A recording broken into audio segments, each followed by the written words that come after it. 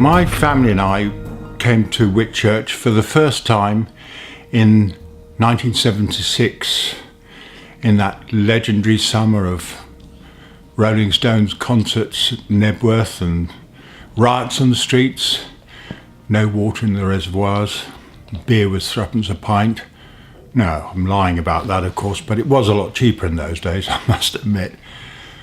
We bought the Gatehouse in Hardwick Road for the princely sum of £11,500, and in those days it was haunted, but that's another story. This is a film I shot in 1976, and you can see my ex-wife Diana, my daughter Amanda, and a very old family friend Norman Davey, who's sadly no longer with us.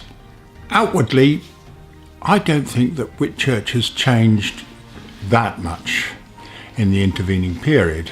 Of course, there have been some changes, some new houses here and there, but drilled down beneath the surface, and of course quite a bit has happened in those years. Sadly, Selwood's, the village stores and sub post office have gone, replaced by the Modern Artist Gallery, and the Riparians, that wonderful theatre group that was so much a part of our lives in those days. They've also gone. Many were the excellent productions that they put on in the village hall, which fortunately has survived. Other survivors, against all odds, are the two village pubs, the Greyhound and the Ferry Boat. The village's iconic red telephone box has also survived, and these days houses a defibrillator, thanks to late resident Stephen Trinder, and so at some time in the future could well save the life of a heart attack victim in the village. And the primary school, as shown here in the 1980s, faced a problem of falling pupil numbers. Not so today, when the school is actually thriving with well over 100 pupils. The toll bridge has become considerably more high-tech since I shot this film in 1976, when you could actually cross the bridge for threepence. Now, we were at the Gatehouse for 6 years and then we moved away. And I have to say that I really didn't think I would see the day when I could afford to move back into Whitchurch. But you can never tell what happens in the future. In May 1993, against all expectations I might add, I moved back into Whitchurch, into here, which is the garden flat.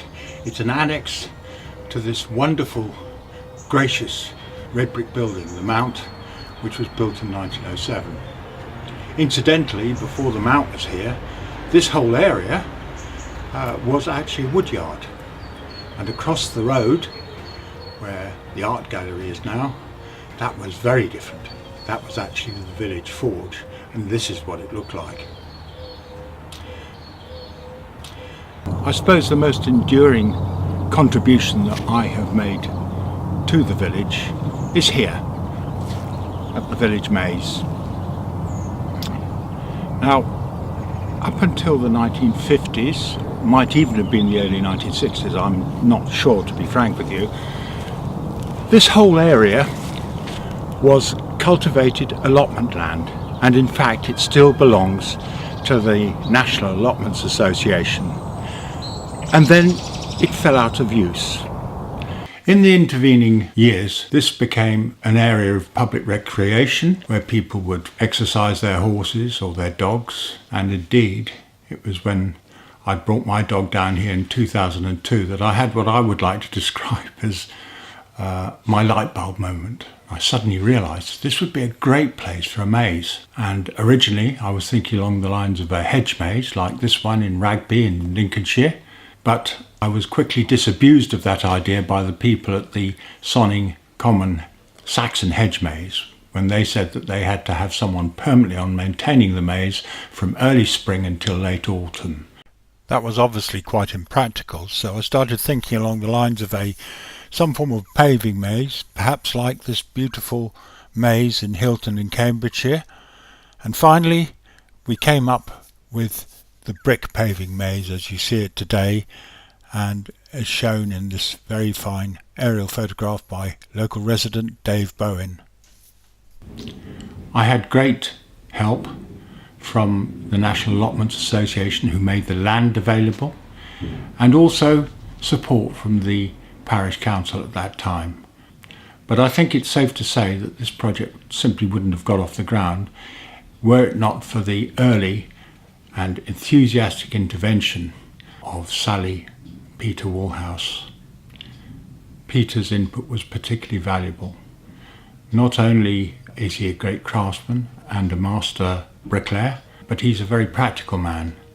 And this was very important when we laid out the human sundial, which required a lot of accurate placement that I couldn't possibly have done myself. But of course, his biggest contribution was laying the 2,600 bricks that we have here in the maze. I think all of us involved in the project felt huge pride when the local muzzleloaders club officially opened the maze by discharging their antique weapons.